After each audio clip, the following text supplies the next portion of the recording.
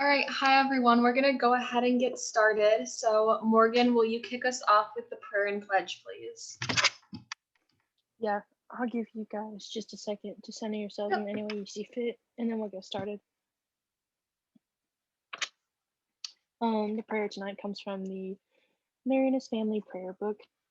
So now into the keeping of God, I put all all doings of today, all disappointments, all hindrances, and forgotten things, all gladness and beauty, love, delight, achievement, all that people have done for me, all that I have done for them, in my work and my prayers. And I commit all the people whom I love to his shepherding, to his healing, and his restoring, to his calling and making, through Jesus Christ our Lord. Amen. And now, I pledge allegiance to the flag of the United States of America, and to the republic for which it stands, one nation, under God, indivisible, with liberty and justice for all. All right, thank you so much, Morgan. So tonight, everybody, like I said in the chat, we do have Chief Kidd here to speak with us a little bit about COVID enforcement and St. Patty's Day and all of that fun stuff. So Chief Kidd, thank you so much for being here with us tonight, and feel free to get started whenever you're ready. Thank you for having me. I really appreciate you inviting me, and I'm always honored to spend time with this group. As it relates to St. Patrick's Day, I would say that some of the most critical and important things are the public health mandates, still maintaining those restrictions as it relates to no more than 10 persons gathering. We at public safety, the police department, I would even say student development as the university as a whole, just have been planning and just putting together some just plans to make sure that we have the resources to help keep our community safe. As you all know and have heard me speak before, safety is the number one priority. There's some critical dates that we have taken into consideration where we are going to move our patrol shifts to 12 hours, just to make sure we have enough officers working at any given particular time.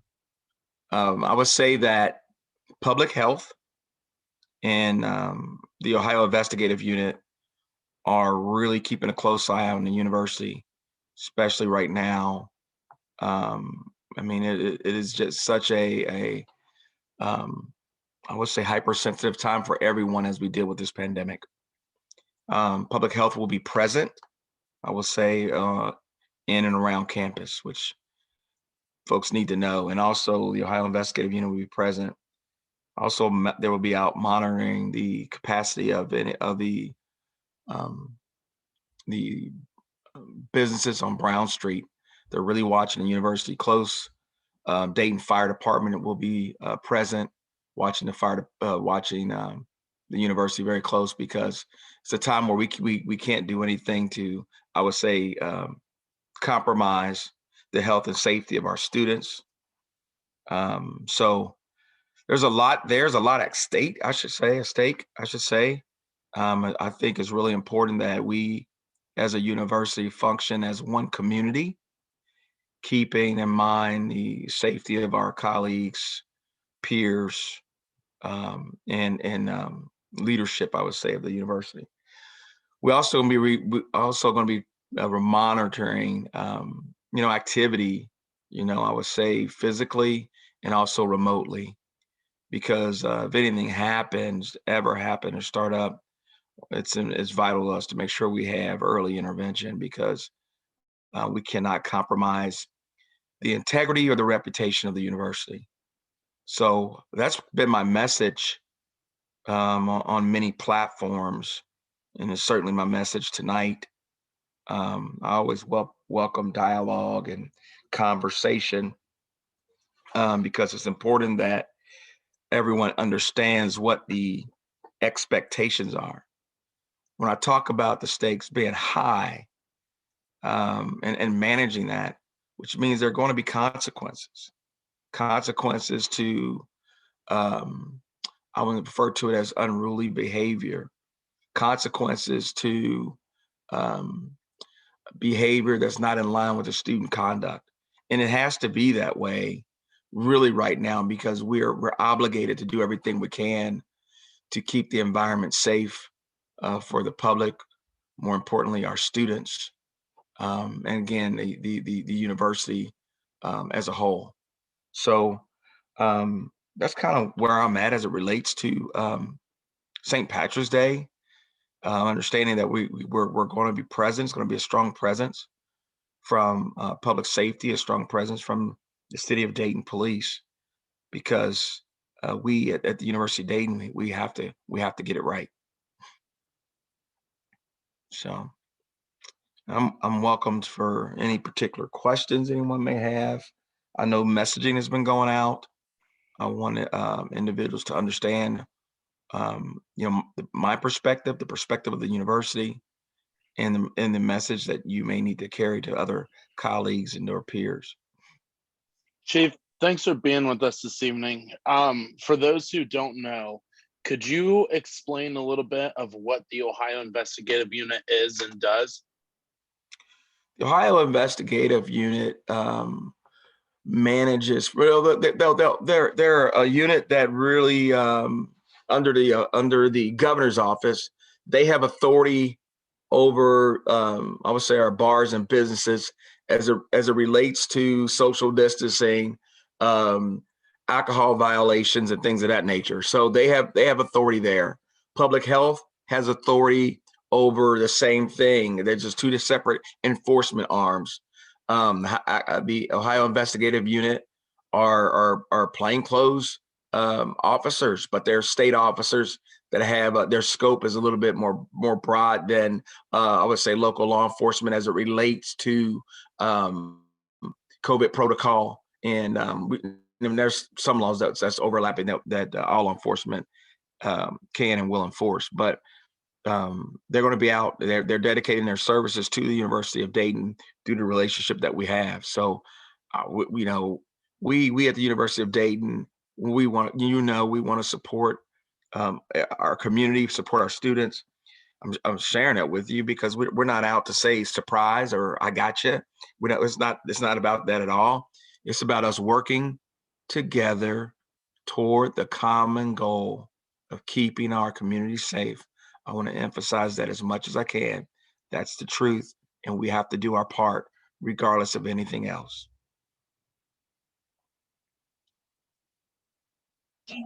I'll ask a question if no one else has one. Hi, Chief Kid. Hello. So I know this is kind of on the more negative side of things, but I think I'm curious as well as other students. As far as the consequences go, like what exactly, like what are like the levels? Like had you been caught in a larger than 10-person gathering? Is that like code of conduct? Like I don't know. I just want to know like what the consequences are and how far it would be. Say things do get out of hand, like let's say like we might get kicked off campus possibly. Like what are your thoughts on like all that kind of stuff? So some of that is beyond me. We all have our limited scope and authority of a university, but I can tell you that they are looking at it can include arrest. Obviously, it can include removal from school. I mean, they're looking at removing students from school. I mean, those are severe. I mean, arrest is severe, and you're not being here in the university is severe because really, if things, the university, when I talk about scope, let's just talk about scope for a moment. The university has an expanded scope. And what I'm saying is that over the student body where they can remove students, suspend students, interim suspend students, and so on and so forth.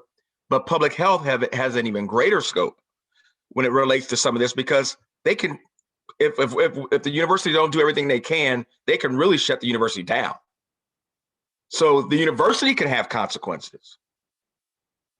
So it's not just about, the student or student itself, it's about the institution as a whole. And we have to think about that layered effect.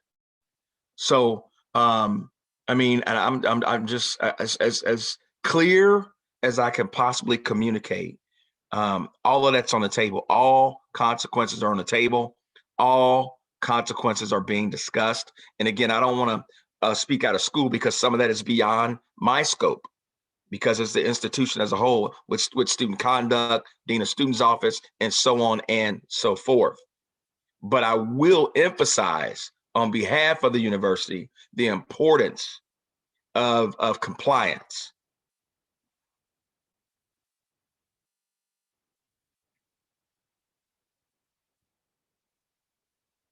Yes, Jake. See you. Well, thank you very much for being here, Chief. So my question is, how are you planning on keeping control in the hands of the UD Public Safety rather than the city's police department? Particularly, this concern is about last year during the night we were sent home from the university.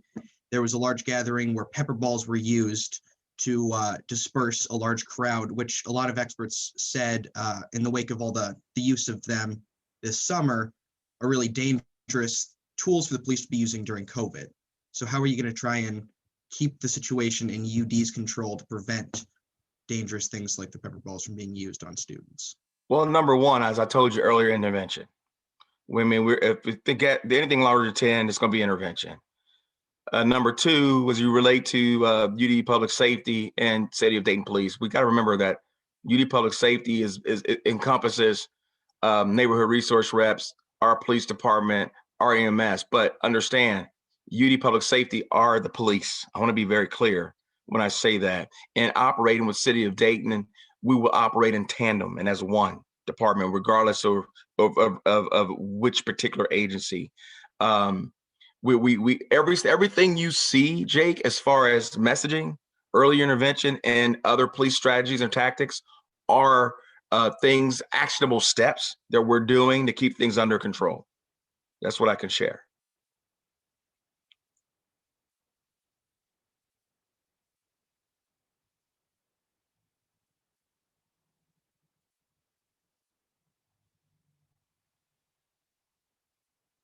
I'll jump in here real quick with a question. Thanks, Chief, for coming out and speaking with us. Glad to be here. Will your police be enforcing the local policies or the university policies? Because I know like there's no law saying you have to wear a mask outside, but that's a university policy. So we will be enforcing both university regulations and policies, as well as any laws. And there'll be other student development staff out enforcing student conduct and rules and regulations of the university as well.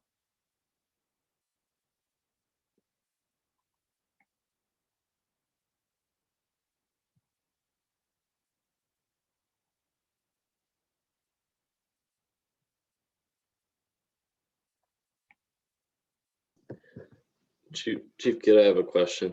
Yes. So something that I've sort of been asked about a little bit this semester is the sort of policy with public safety officers being allowed to have students come in the squad car with them, say if they're out late and they feel unsafe, because I know in the past they could do that and you would take them home. Currently that's not allowed per my knowledge due to COVID. Do you think that could be something that's changed this semester or maybe for next semester to increase safety for people on campus? Yeah, it just depends on what's going on. If there's a time where if students are unsafe and they need someone to walk with them, I mean, our public safety officer should be there to do that. Obviously they move towards the lift for student transportation, but public safety is there to be a tremendous resource for the student body. Just given, sometimes we were getting really, it was just standard transports. Can we go here? Can we go there? And that's what Lyft is for. But if anyone has concern for their safety, they still can call us now, and we will make some arrangement, whether that's walking someone over or to a class or a short distance or something like that. But we just take every precaution, like we do with anything else, when it comes to this direct contact with the public or the community. But most certainly those things would be taken into consideration. That's important to me. to make sure that the community is safe. I always say the fear of crime is just as real as any crime itself. And I don't want you or any of your peers or any colleagues here to feel unsafe at the UD community, because we are here to serve, and that's exactly what we're going to do.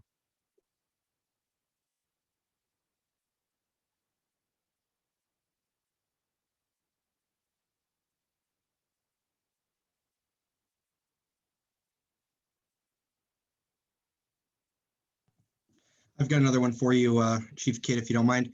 So this is a public health thing, but it involves the police, so that's why I'd like to ask. Has any thought been given to additional messaging, about student gatherings, and particularly with the, what's it called, where they give you the amnesty program? Because, I've heard from some concerns from constituents that students are afraid, of calling that, particularly with the heavy presence we're going to be seeing on St. Patrick's Day and St. Patrick's Day weekend. Has there been any thought given to additional messaging telling students that even with Dayton police, they're going to be okay if they need that as an emergency resource? So as far as amnesty goes, that's through the Dean of Students Office, and civility standards, civility and standards. We've been thinking about all kind of messaging, and we've been really trying to get every message out we possibly can. I want if as long as I'm the chief of police here, I want you to all know that public safety, the City of Dayton Police are there to serve. I'm at the helm, and I will do everything I can. I will do everything I can to make sure that our students feel safe. So the question here says, are officers, UD and city required to wear masks? The reason I'm asking is there are numerous cops in the past weekend who were patrolling without wearing masks. Yeah, they're required to wear masks, just depending on what the situation may be, where you may see something off or on, but the officers are required to wear masks. Any officer that don't do anything, I'll deal with the officers. I'm just telling you, it's just the way it is. I deal with the officers. So, I don't need anything else as it relates to that. It is what it is. We'll do what needs to be done, and if we see something, I'll deal with it. If I see something where officers, I'll deal with that as well, depending on what the situation may be.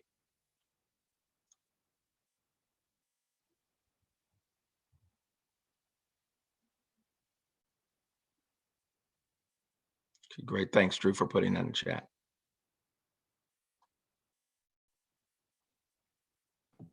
Did anyone else have any questions for Chief Kidd at the moment? I'll just ask one more really quick, Natalie, and then I will stop being annoying. Yeah, no. I think that this is just going off, like I already asked about the consequences. Do you think there's any way that in your messaging in the future you could emphasize, I know it's not good to emphasize the consequences, but I think that a lot of students do not understand the severity of what might happen if they are in gatherings more than 10. I think it's kind of just if it happens, they'll give me a warning or something like that, and I'll just be fine and everything will be okay. But I think if we emphasize the severity of it, it'll definitely bring down numbers. But do you think that's possible? Well, I can speak, for me as the chief of police. Any message that I'll do, I'll continue to emphasize that. I really feel that the student development and the Dean of Students Office really try to do that. They try to really do that. And we'll just continue. I'll take that and I'll say, let's just try to emphasize on the consequences, because I'm as seriously as I'm sitting here and you see me on this Zoom meeting, these squares. Hey, it's very serious. It is very serious. And all I pray and hope that everyone gets the message and it's communicated. And sometimes if it's carried by the student body, I think sometimes the other, students hear it even greater, because we were really trying to do that, Caitlin.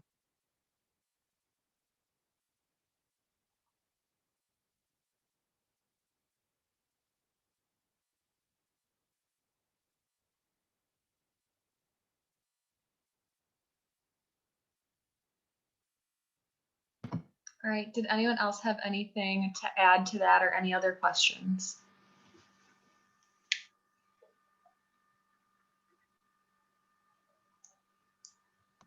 Actually, sorry, I've got one quick one, Chief. So is the main police presence going to be in the South Student neighborhood where the festivities for St. Patrick's Day traditionally are celebrated? Or are we going to see a very heavy police presence across all neighborhoods and peripheral areas around campus? I would just say, well, you're going to see a strong presence of university personnel and officers throughout campus.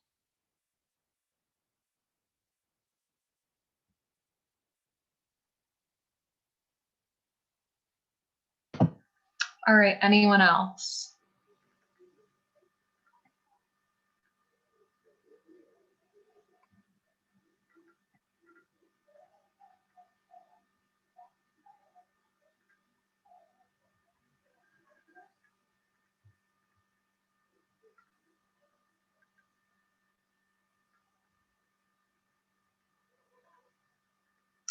Question says, have you or other cops discussed what measures will be taken in the university following St. Patrick's Day if the public safety exceeds regulations in COVID cases rise? That is a university question as a whole. Anytime, that's a number of things that get involved. It's not just about public safety. It's about our audit risk. It's about our student development. It's about everyone gets involved. I mean, it's just not one component of the university.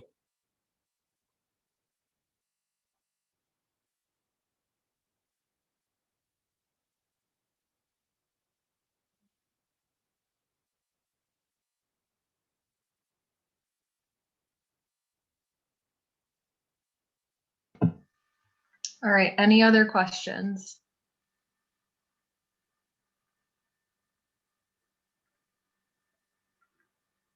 Okay, seeing none, I don't think anyone else has any, just looking through everyone. Chief Kidd, thank you so much again for coming and speaking with us tonight and just helping us get this information and helping us, understand it so that we can pass it on to others as well. That's a really big piece of the puzzle also. So we just appreciate you taking time out of your weekend and out of your Sunday evening to be here with us. So thank you so much. Thank you so much, Natalie. Again, it's always an honor, and I really appreciate you all. And I want you to know that as your chief of police, I'm here for you. Have a great day, everyone. Thank you so much, Chief Kidd. You as well. All right, Michael, did we have any student presentations tonight? No. Okay, thank you. Grant, will you go ahead and do attendance? Yep. Give me just a second. Barat Ali. Here. James Brill. Here. Jada Brown. Here. Jules Carchelman. Present. Natalie Coppolino. Here. Morgan Cox. Here. Lilian Dickman. Here. Michael Fields. Here. Sofia Garcia. Here. Jessica Garvin.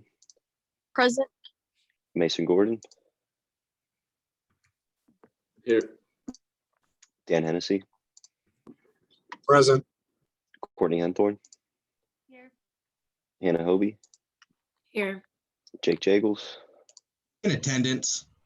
Bridget Mooney. Here. Drew Moyer. Here. Ryan Pearson. Ryan. Annie Philbin. Here. Grace Perucci. Here. Capistoni. And attendance. Tommy Reese. Here. Luis Rogel. I'm here. Jack Santi. Here. Kelly Stewart. Kelly. Ben Thomas. Got your message, Ben. Rachel Veneman. Here. And Alec Warren. Here.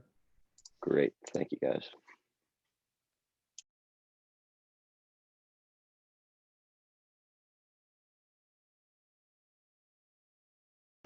All right, thanks, Grant. Do we have any public announcements tonight?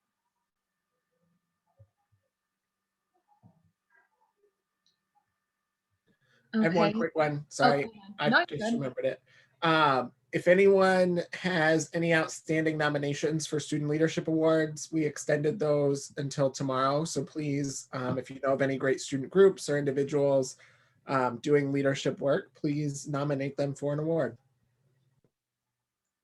All right, thanks, Chris. Do we have any other public announcements? All right, seeing none, we're going to move on to public comments and concerns. And I don't see any in the doc. So if anybody has any, just go ahead and unmute yourself.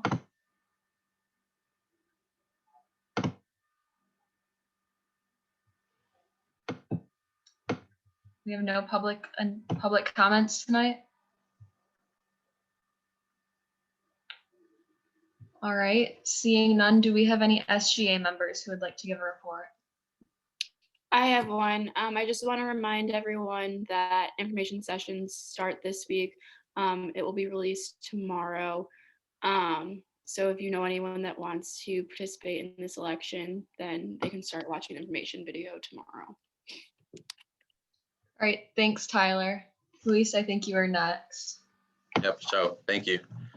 So the first thing I want to talk about is me and Jules have still constantly been working at our training program, turning bystanders into upstanders in regards to race and microaggression stereotypes, implicit biases and stuff. And we had another meeting with the instructional designer on Friday. We're making really great progress. I definitely wanted to put that out there. And then we're meeting with the instructional designer again on Friday, along with Tiffany Taylor-Smith. So that meeting should really be great. And then I also wanted to give kudos to Kat, Mason, and Jules, because they came to the MEC pop-up lounge on Friday. And they can kind of tell you like how it was, but it was like really great to kind of get involved in the community. What is it called? Again, if you're free during that time, definitely come. If not, obviously I understand, take care of your responsibilities, but definitely I just wanted to shout them out. Thank you. All right, thanks, Luis. Do we have any other? I think Bara had one. Yes. So I was working on my advocacy project and I just got it passed through. So now UG offers halal meat in VWK and also in Q for Muslim students. It will start tomorrow at 10:30. That's amazing. Good job. Very happy about that. Thanks.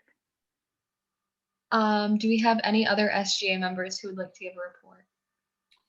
I will give something briefly here. I'm going to go ahead and share my screen. One of the things that will be going out and will be delivered to every house in the student neighborhood is one of these pamphlets. Student Development has redone the top 6 things students should know for the spring edition, especially going towards St. Patrick's Day. I know some people earlier mentioned confusion maybe around consequences, and I would refer them back to the email that Amy mentioned that went out on Thursday, 3/4. Just a reminder that, it's important for us as student leaders to read those emails thoroughly so we're able to help answer questions and clear up anything that students might have surrounding that. Within that email, also linked the COVID-19 student agreement that also highlights anything that students would need to know relating to COVID-19. And the last thing I did want to share an update is that on UD's website, they now have a new option or a new drop-down menu that highlights what is permitted and not permitted within the university currently.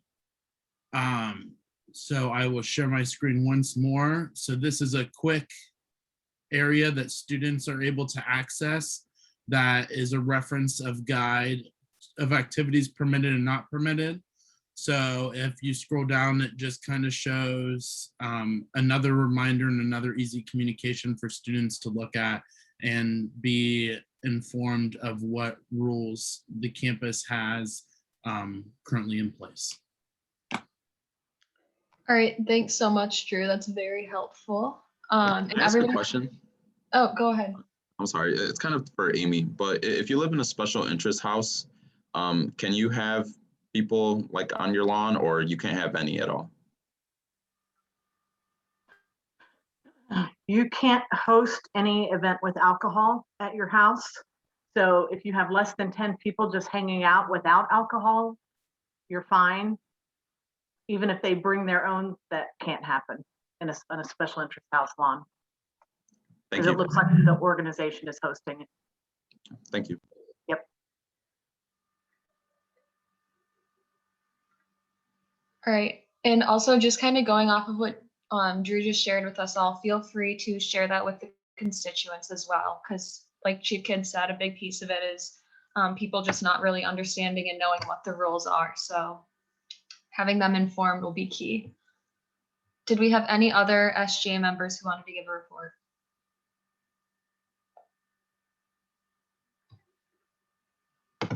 All right, seeing none, I will go ahead and jump into mine, which is very brief. So our DPE meeting from Friday actually got moved to tomorrow due to a family emergency with the DPE. So we'll be discussing the presentation with her tomorrow. Additionally, St. Patrick's Day is coming up, and I just wanted to remind everyone that SGA will be partaking in an Instagram campaign, which was the Keep Your Porch Open. So if you feel so inclined, feel free to record a small video and post it to your story, encouraging people to celebrate safely and mindfully on St. Patty's Day, just so that we can stay on campus for the full semester. Additionally, Chief Kidd and I are also recording a brief Q&A video just about COVID safety and St. Patty's Day safety tomorrow with university administration. So that will also be circulating at some point. And finally, Annie, Jada, James, and I met with the history department on Tuesday just to discuss the incorporation and necessity of Black history in the curriculum, especially in History 103. And they relayed to us that they're working on it and it might be a long process. However, they do have a section of History 103 dedicated specifically to understanding the modern world, and that's where the Black history will mainly be incorporated. Annie, Jada, James, if any of you have anything to add to that update, feel free to go ahead, but that's all that I have for my update.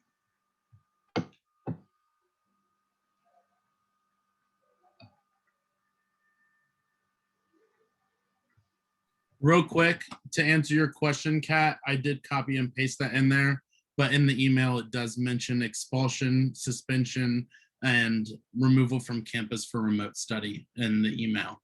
That did get sent out. So that was a consequence that was highlighted that went out to students.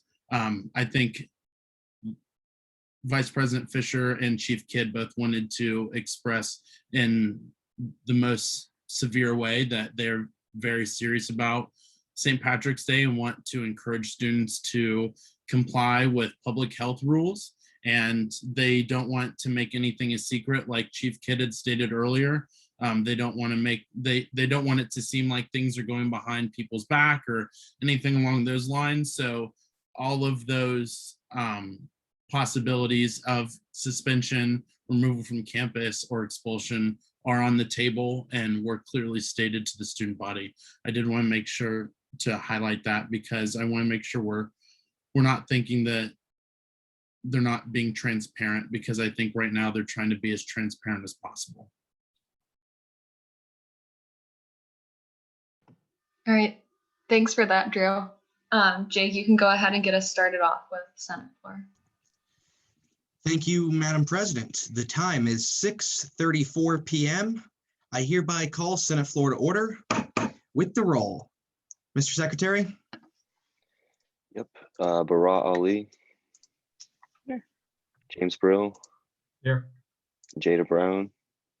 Here. Jules Carr-Choman. Present. Morgan Cox. Here. Sofia Garcia. Here. Jessica Garvin. Present. Dan Hennessey. Present. Hannah Hobie. Here. Drew Moyer. Alive and breathing. Glad to hear it, Drew. Ryan Pearson. Grace Perucci, Here. Tommy Reese, Here. Luis Rogel, I'm here. Jack Santi, Here. Kelly Stewart, Ben Thomas, Rachel Veneman, Here. and Alec Warren. Here. Great. I have a count of 17 voting members. Thank you, Mr. Secretary. Do we have any old business to attend to tonight?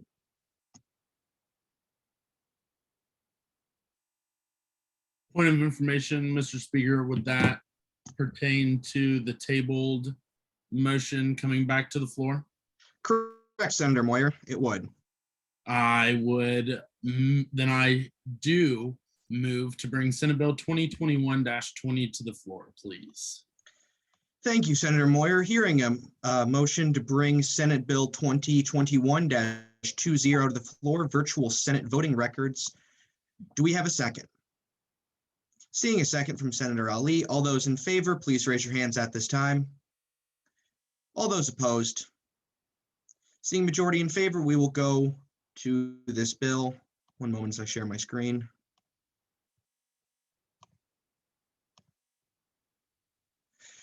Director Pearson, you have the floor. Or given that he's not in attendance, Senator Moyer, would you like to take this one? Yes, Ryan, well, Director Pearson is not feeling well this evening, and I will be stepping in to go over the bill. So in regards to the bill, Ryan had updated and revised this, and one of the things that we added at the bottom that I wanted to highlight is the advisors of the Student Government Association will have ownership of said records and will be responsible for overseeing the disposal and deletion of the records. So that it would fall, they would then have access to that and then be responsible for ensuring the deletion of that. To address the question that Bara has stated, you know, the only way you can ensure anything gets deleted, I guess, is if you stand over someone's shoulder and watch them delete it. You know, I think accountability is one of the things that we would be hoping for here. Would be, to my understanding, when this passes, it clearly states it should be permanently deleted. So if it is not, then it's not meeting, they would then be breaking the rules set forth by the Senate bill. So to answer hopefully that answers your question, kind of. Also, as it states in point 4, the advisors will also have ownership of the records and be responsible for the overseeing and disposal and deletion of the records. I yield my time. Thank you, Senator Moyer. Do we have any points or motions on this bill? Point of information. Senator Carchelman. So if these records are being published on the internet and will be accessible by the public, then there's no actual way to guarantee that the information is going to securely disappear whenever the time comes for that. So I'm pretty opposed to this bill for that reason. And if anyone has a way to address that, then maybe I could, well, I just think it's something to think about. I yield my time. Thank you, Senator Carchelman. Senator Moyer, would you like to respond to that? To the best of my ability, I can. I do know it's Director Pearson's bill. I think for us as an organization, we want to preach transparency and follow through with that. And I think with this, that is the main goal here. And, for us deleting it, we will do our best to do that. But in my opinion, showing transparency to our constituents is more pressing in my opinion. And I guess if somebody were to take the document and keep it after it's taken down, then, we can't do that. But when we were voting, or when SGA did vote in person, they were, to my knowledge, able to see who voted then and take them accountable in that sense.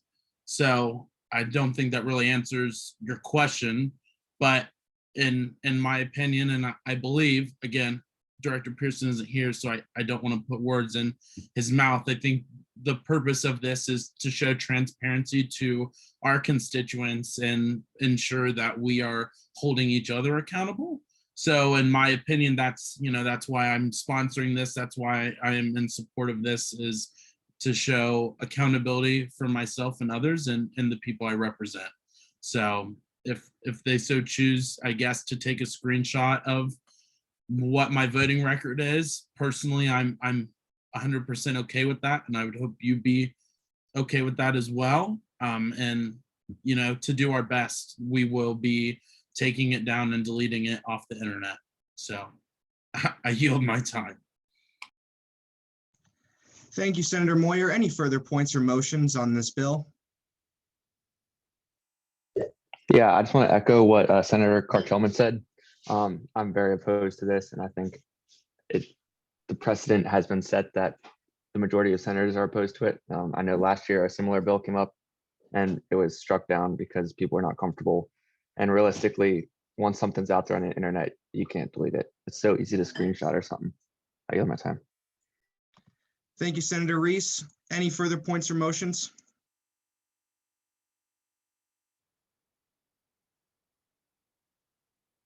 I move for previous question.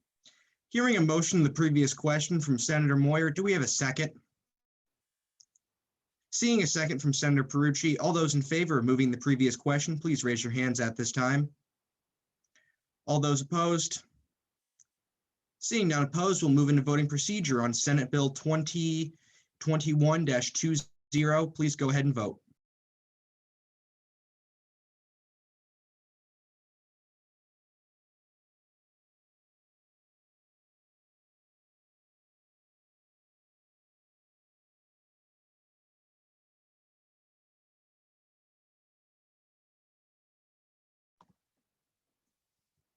Well, we have an unusual occurrence. This bill is at 7 to 3.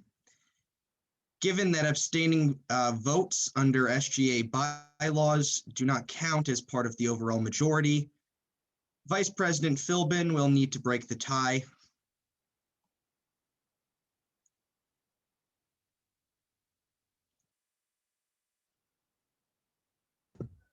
Are you gonna send out like another form, or do you just want me to say? I suppose you need to just say, Madam Vice President. I vote to pass. Hearing that, this bill has passed by a vote of 8 to 7 to 3, with the inclusion of the tie-breaking vote of Vice President Annie Philbin. Senate Bill 2021-20 has passed. Any further points or motions at this time?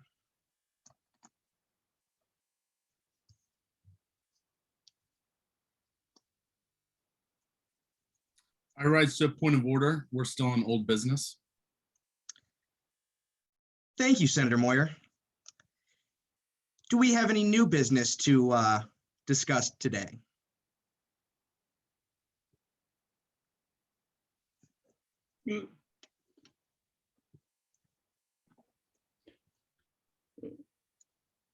Point of information. Senator Karchelman.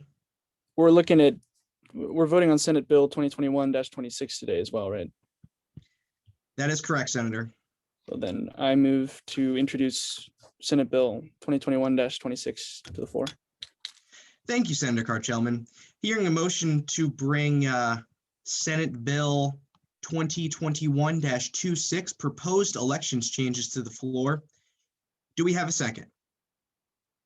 Seeing a second from Director Cox, all those in favor of bringing Senate Bill 2021-26 to the floor, please raise your hands at this time.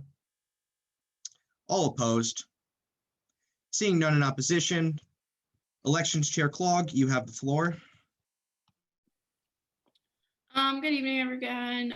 These are just small changes. Most of them you've already voted on. So the one big change is that this year we will not be providing any funding for candidates. There's not really anything that candidates should need to spend money on. We are going to be providing prints to each individual, and then they can spend $100 of their own money, but none of the money will come from the SGA budget.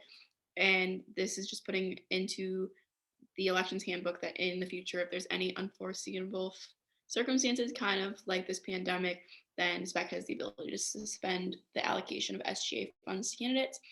And then there's some changes in the voting system, which we already voted on, that ranked choice voting will be used during all spring elections for presidential VP positions and directors positions. So we're just putting that in the bylaws to make sure that it's followed through into the future. And that's all I have. I yield my time. Thank you, Election Chair Clog. Do we have any points or motions?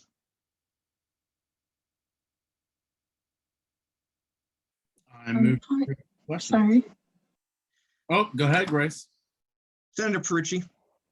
I have information. How much do candidates normally receive for campaigning? Election Chair Clog.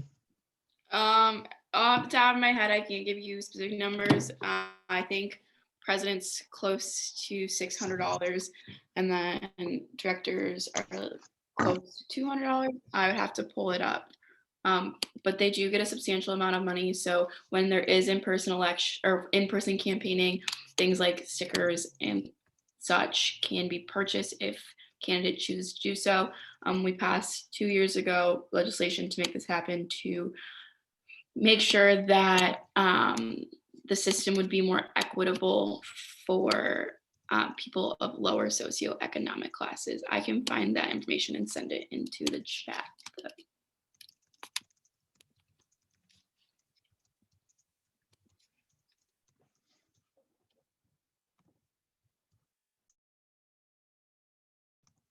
Any further points or motions?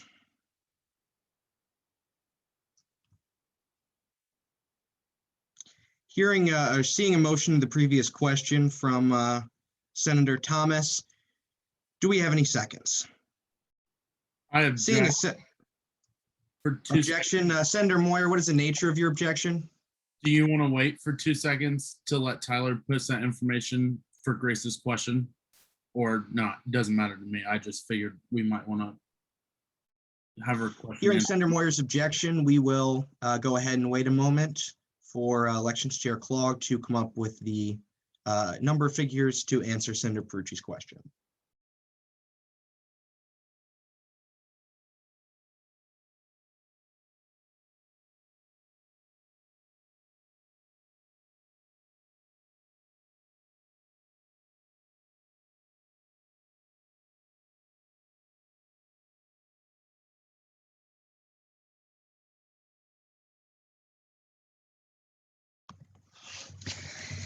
Senator Moyer, do you withdraw your objection at this time? I think so. I think I'm good. Thank you, Senator Moyer. Any further points or motions?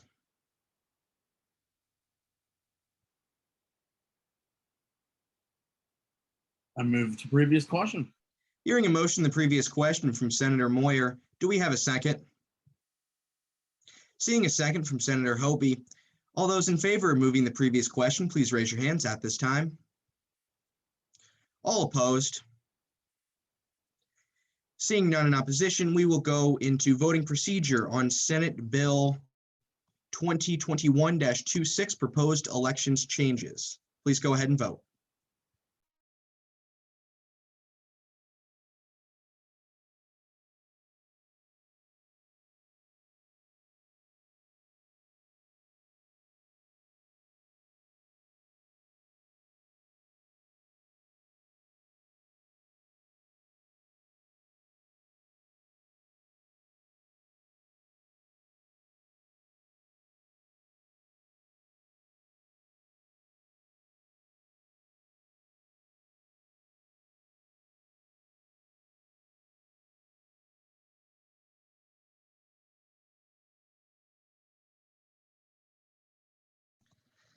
The speaker would like to ask all voting members to please go ahead and vote at this time.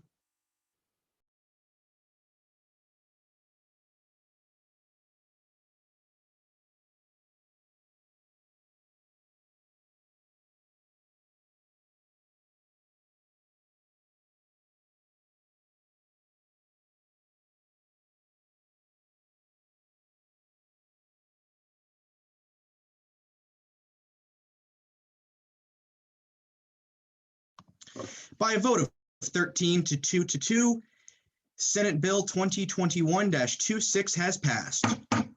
Any further points or motions at this time?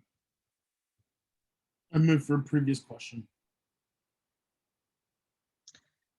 That is not an acceptable motion at this time, Mr. Moyer, considering there is no motion on the floor, but thank you move to for your adjourn. attempt.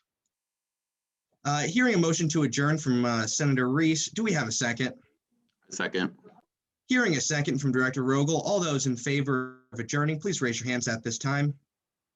All opposed? Seeing none in opposition, Senate floor is hereby adjourned. Thank you all very much. Have a nice rest of your day.